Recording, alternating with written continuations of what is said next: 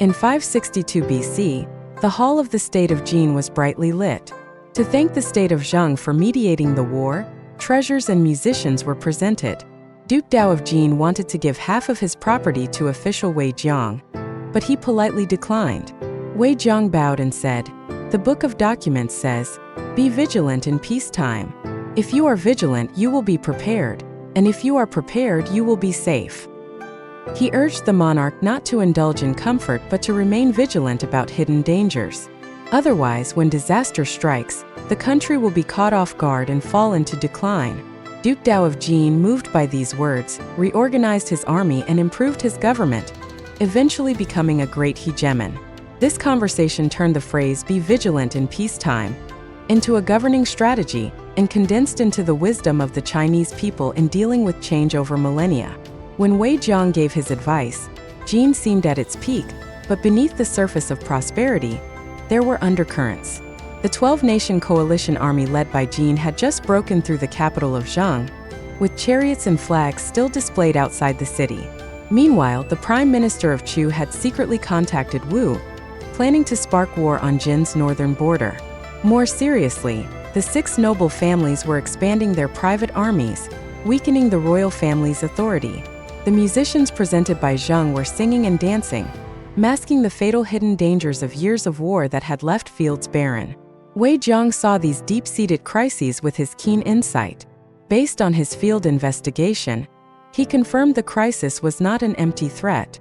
When visiting the border, Wei Jiang observed that although the Rongdi tribes had temporarily surrendered, their war horses were strong, clearly waiting for an opportunity to invade the south. Upon reviewing the tax records, he found that 30% of the farmland had been abandoned due to young men joining the army, and the granaries held only enough reserves for half a year. Recognizing these crises, Wei Jiang advised Duke Dao of Jiang on 3 reforms: establish an intelligence system to monitor the movements of rival princes, implement the Zhuoyuantian system to allocate abandoned land to military dependents, and organize regular daily exercises to keep the chariot troops battle-ready. These actions created a buffer for Jiang in the shifting balance of power. After Duke Dao of Jiang adopted Wei Jiang's strategy, crisis prediction was transformed into strategic potential. When Chu allied with Wu to invade the north, the Jiang army had already reformed its chariot formations and cut off the enemy's supply line with light armored vehicles. Food and grain reserves had doubled compared to 3 years ago, ensuring sustained combat capability. The reorganization of private soldiers by the 6 noble families turned aristocratic forces into a strategic reserve. In the Battle of Yanling, the Jiang cavalry, which had been dormant for 20 years, defeated the Chu-Wu coalition with swift precision and forced the 12 princes to sign a peace alliance. This victory not only restored Jin's hegemony, but also showcased the wisdom of being prepared for danger in times of peace, with resilient countermeasures turning the threat into a catalyst for system transformation. Wei Jiang's deep insight into the achievements before him reflects the foresight of being prepared for danger in times of peace. In today's world, whether for a company or an individual, this wisdom allows us to analyze the present and address crises dynamically. Huawei invested hundreds of billions in developing spare tire chips during the peak of its communications business. While it seemed to consume current profits, it actually built a technical shield. When the external environment shifted and chip supply was limited, these pre-developed chips quickly turned positive, helping Huawei stay strong amidst the storm.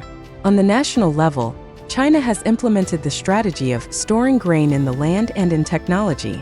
This not only follows agricultural development principles, but also ensures food security by prioritizing cultivated land and advancing seed technology.